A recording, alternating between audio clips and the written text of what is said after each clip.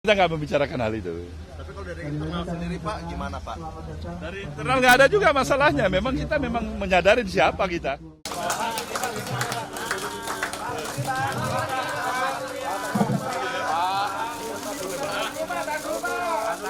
Pak, lihat Elesa Pak. Ganti Lesna Pak.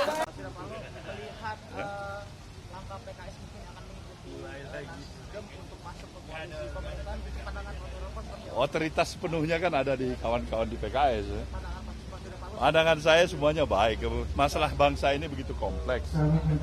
Semakin memungkinkan kita mengajak para pihak untuk bersatu di dalam mengatasi permasalahan kehidupan kebangsaan kita, pada prinsip dasarnya itu baik. Nasdem menyatakan dukungan terhadap Nasdem resmi menyatakan dukungan terhadap Pak Prabowo. Apakah sudah ada tawaran menteri kabinet dari Pak Prabowo atau gimana Pak? Belum ada.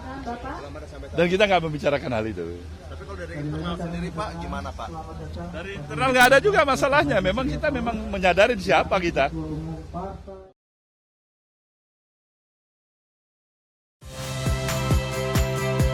Saya Friska Clarissa. Saksikan program-program Kompas TV melalui siaran digital, pay TV, dan media streaming lainnya. Kompas TV, independen, terpercaya.